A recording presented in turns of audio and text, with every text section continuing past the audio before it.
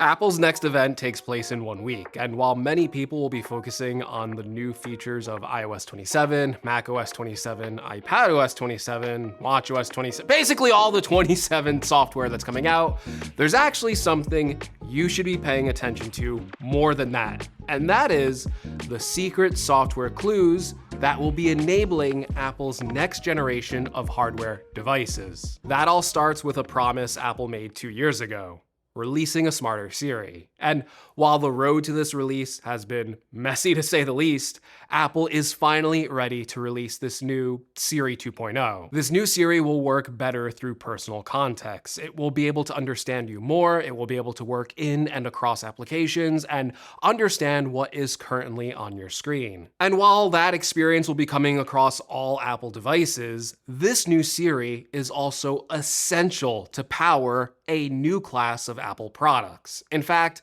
some of these products have already been finalized, and the only thing holding back their release is this new Siri software. That's how important this Siri is. It is literally holding back products from being announced, and the first of those would be a new Apple Smart Display. According to Mark Gurman from Bloomberg, the design of this will look like an iPad that is affixed to a half-dome-shaped speaker base or wall attachment. The user interface will have a list of circular app icons in a similar arrangement to the Apple Watch's home screen, and it is poised as being designed as a central AI hub for your home. So when you see Apple announce all these new, smarter Siri features for iOS 27, well, pay attention to how they work and then think about how they would work in a smart speaker or a smart home display. That includes being able to ask it general questions and actually get a response from it, as well as looking up information in your calendar, your mail, taking notes with it, using it for reminders, and also proactively being able to use the more advanced Siri to sort through all this information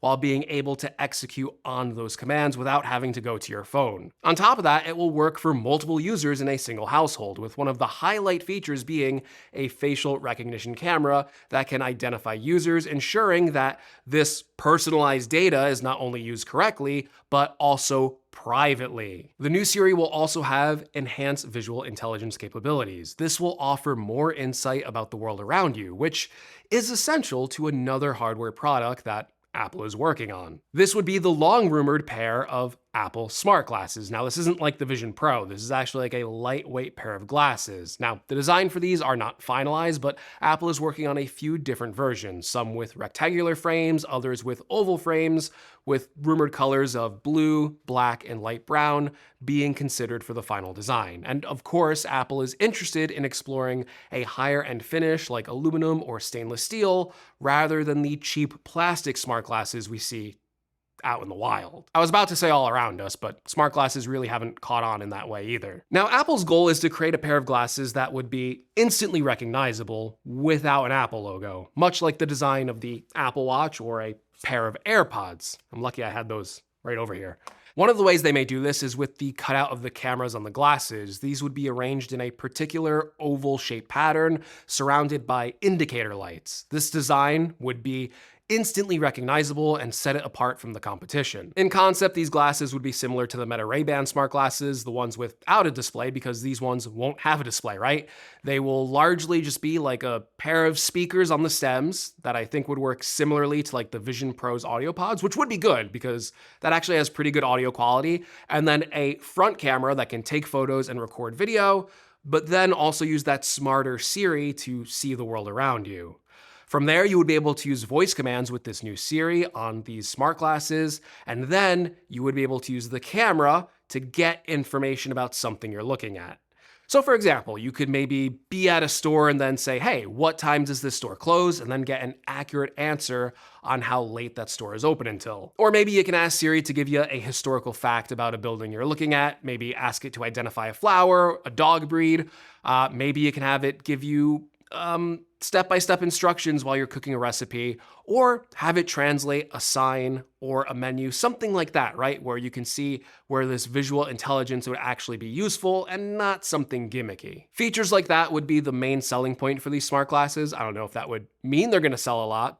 I kind of doubt they would, based on my experience with smart glasses so far, but I think the biggest feature for these is just going to be having a high quality camera in the smart glasses that syncs to like your iPhone. Like, that in itself is a killer feature, because that's probably the best thing about the Meta Ray-Ban glasses. But the thing that's bad about those is it's really hard, or it's not hard, it's just annoying to access those photos and videos because the pairing process is pretty slow. So one device built for the home, the other built for the outside, but both powered by this new smarter Siri. But first, can you guys name your most expensive purchase that you make every month? No, it's not your iPhone, it's your rent. Or maybe your mortgage if you have your life more together than I do. And you should earn rewards on that expensive monthly purchase with Built. Yes, you can actually earn rewards with your highest monthly expense and then use those rewards for flights, hotels, Amazon purchases, and you can even use those rewards to redeem Apple gift cards, which is kind of insane when you consider how much money you spend per month on your rent. But Built takes this reward experience even further now, because one of the features I've been using in the Built app is the Neighborhood Concierge, where you can make restaurant reservations, book a fitness class, schedule a Lyft ride, arrange for grocery deliveries, get access to exclusive member experiences,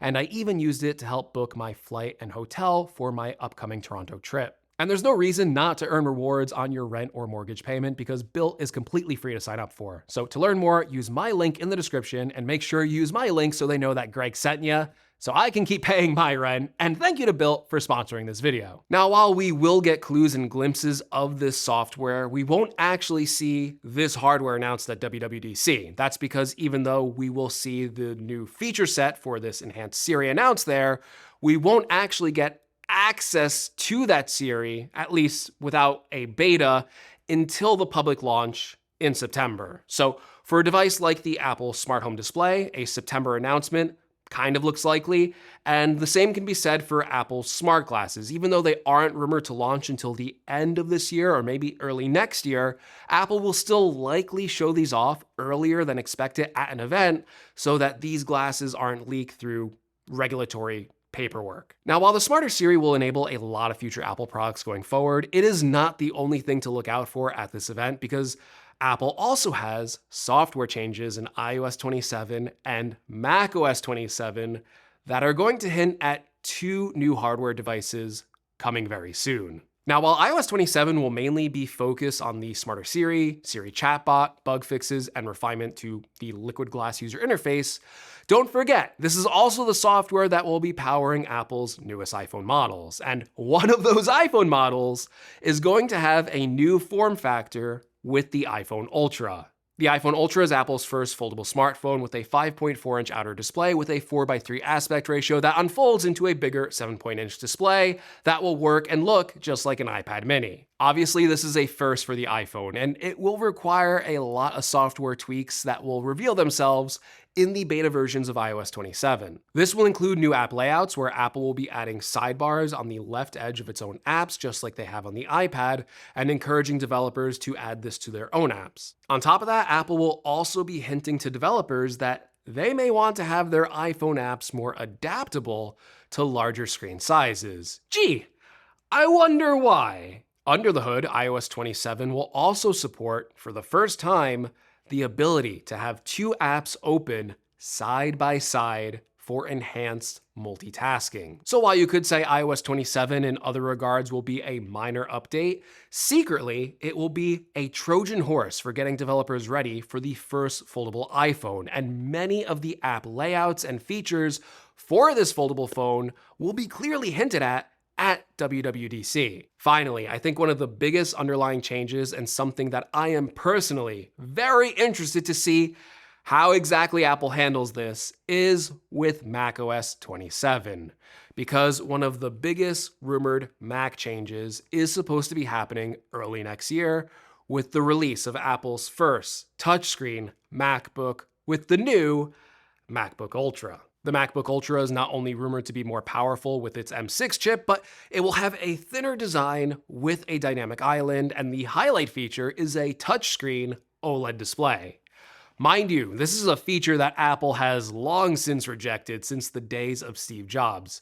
So after all these years later, I feel like they really need to have a good reason to actually add this to the Mac. If this widely rumored feature is true, well, once again, we will see the clues on June 8th when Apple shows off macOS 27 for the first time, because Apple will have to add even more levels of touch optimization to the current macOS user interface. So expect larger touch targets in the user interface design, which I think will show up clearly. Now, yes, Apple could make tweaks to this user interface to include bigger elements everywhere, right? Like maybe a more spaced out menu bar, bigger app icons, and more spacing in the menu bar. However, I think the most likely user interface changes are already hidden in plain sight with iPadOS 26, because with that, Apple made the iPad more Mac-like with Mac-like window management, a full menu bar, and even the red, green, and yellow stoplight controls on every app window. You touch them with your finger,